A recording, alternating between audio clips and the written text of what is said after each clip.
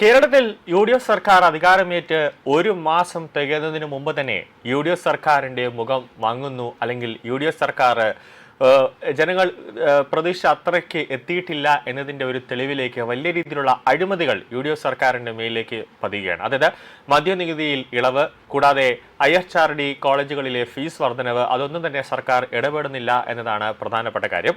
നിലവിൽ അതോടൊപ്പം തന്നെ കേന്ദ്ര സർക്കാരിന്റെ PM ശ്രീ പദ്ധതി എന്നിവയ്ക്കെതിരെ ഇന്ന് സെക്രട്ടേറിയറ്റിൽ വലിയ രീതിയിലുള്ള ഒരു SFIയുടെ ഒരു മാർച്ച് നടക്കുകയുണ്ടായി. SFIയെ സംബന്ധിച്ചിടത്തോളം അവർക്ക് എന്താണ് കാരണം, അല്ലെങ്കിൽ എന്തിനെ പറ്റിയാണ് ഒരു മാർച്ച് നടത്തേണ്ടത് എന്നൊന്നും അവർക്ക് അറിയേണ്ട കാര്യമില്ല. CPMന്റെ AKG സെന്ററിൽ നിന്നും അവർക്കൊരു നിർദ്ദേശം വാട്സപ്പിൽ കിട്ടുന്നു. ഇന്ന് നിങ്ങൾ സെക്രട്ടേറിയറ്റ് ഉപരോധിക്കണം, അല്ലെങ്കിൽ രാജ്ഭവൻ ഉപരോധിക്കണം, അല്ലെങ്കിൽ കേന്ദ്ര സർക്കാരിന്റെ ഏതെങ്കിലും ഒരു സ്ഥാപനത്തിൽ നിങ്ങളൊരു പ്രതിഷേധ മാർച്ച് നടത്തണം.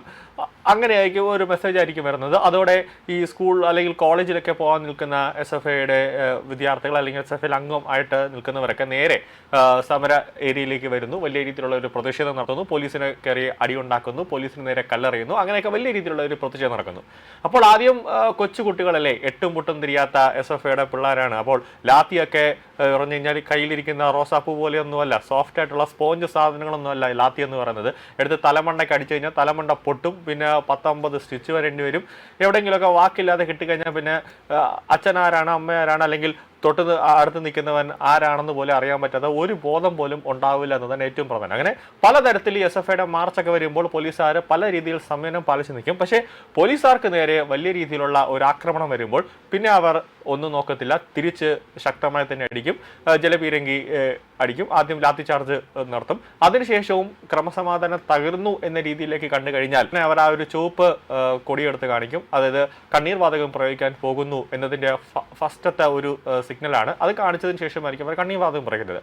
ഇന്ന് വലിയ രീതിയിൽ ഒരു മാർച്ച് നടത്തുക, അല്ലെങ്കിൽ സെക്രട്ടേറിയറ്റിനെ കരുതിക്കൂട്ടി ഒരു ചോരക്കളമാക്കുക, അല്ലെങ്കിൽ ഒരു കുരുതിക്കളമാക്കി മാറ്റുക എന്നതിൻ്റെ ഒരു ലക്ഷ്യം ഇന്ന് SFI നേതാക്കൾക്ക് ഉണ്ടായിരുന്നു. അതിൻ്റെ ഒരു പ്രധാനപ്പെട്ട കാര്യം, ഇവരിന്ന് വന്നത് ബ്ലേഡുകൾ ഒളിപ്പിച്ചിട്ടാണ് SFI നേതാക്കൾ ഇന്ന് വന്നത്. അവരുടെ പാൻറ്റിൻ്റെ പോക്കറ്റുകളിൽ, ഷർട്ടിൻ്റെ പോക്കറ്റുകളിലടക്കം വലിയ രീതിയിൽ ഒരുപാട് ബ്ലേഡുകൾ ഉണ്ടായിരുന്നു. അത് പോലീസുകാരുടെ ശരീരത്തിൽ അവരെ ആക്രമിക്കുക, അതായത് പോലീസുകാരുടെ നെഞ്ചിൽ വരയ്ക്കുക, അല്ലെങ്കിൽ അവരുടെ മുഖത്ത് വരയ്ക്കുക, അല്ലെങ്കിൽ അവരുടെ കയ്യിലേക്ക് വരയ്ക്കുക, അങ്ങനെയൊക്കെ രീതിയിൽ അവരെ ആക്രമിക്കുക എന്നുള്ള ഒരു ലക്ഷ്യത്തിലേക്കാണ് ഈ SFIക്കാർ ബ്ലൈഡുമായിട്ട് വന്നത് എന്നാണ് അറിയാൻ സാധിക്കുന്നത്. കാരണം ഇതെല്ലാം ഈ സമരമെല്ലാം കഴിഞ്ഞതിന് ശേഷം റോഡിൽ സെക്രട്ടേറിയറ്റിന്റെ പരിസരത്ത് മുഴുവൻ, ആ സമര ഏരിയയിലും മുഴുവനും ബ്ലൈഡുകൾ ഇങ്ങനെ ചിതറിക്കിടക്കുന്ന ഒരു കാഴ്ചയാണ് നമ്മൾ കണ്ടത്.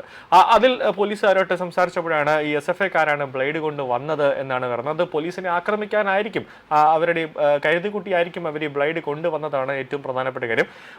മറിച്ച് ഇതിൽ രണ്ട് തരത്തിലുള്ള ഒരു വ്യാഖ്യാനങ്ങളുണ്ട്. ഒന്നത് ഈ SFIക്കാർ സ്വയം അവരുടെ ദേഹത്തേക്ക് ഈ ബ്ലേഡ് കൊണ്ട് ഉരച്ച് പോലീസ് നമ്മളെ മൃഗീയമായി മുറിവേറ്റി, അല്ലെങ്കിൽ പോലീസ് എന്തോ ഒരു ആയുധം ഉപയോഗിച്ചുകൊണ്ട് നമ്മളെ ദേഹത്ത് ഒരു പോറൽ വരുത്തി, അല്ലെങ്കിൽ നമ്മുടെ ദേഹത്ത് മുറിച്ചു എന്നൊക്കെ വരുത്തി തീർക്കാൻ വേണ്ടി, അല്ലെങ്കിൽ അതുമായി ബന്ധപ്പെട്ട അടുത്ത ദിവസങ്ങളിൽ വലിയ രീതിയിലുള്ള SFI, DYFI, CPM മാർച്ച് നടത്താനുള്ള ഒരു തിരക്കഥയുടെ ഭാഗമായിട്ടാണോ ഇവർ ഈ ബ്ലൈഡൊക്കെ കൊണ്ടുവന്നത്, അല്ലെങ്കിൽ പോലീസിനെ കൊല്ലാനോ അല്ലെങ്കിൽ വധിക്കാനോ ഒക്കെയാണോ ഈ ബ്ലൈഡ് കൊണ്ടുവന്നത് എന്നൊരു സംശയം പോലീസിനുണ്ട്. എന്തായാലും പോലീസ് ഇതിനെപ്പറ്റി അനൗദ്യോഗികമായി തന്നെ അന്വേഷിക്കുന്നുണ്ട് എന്താണ് ഇതിന്റെ പ്രധാനപ്പെട്ട കാര്യം. കാരണം SFI നേതാക്കളാണ്. സാധാരണ ഈ KSU പോലെയോ അല്ലെങ്കിൽ ABVP പോലെയോ ഒന്നുമല്ല.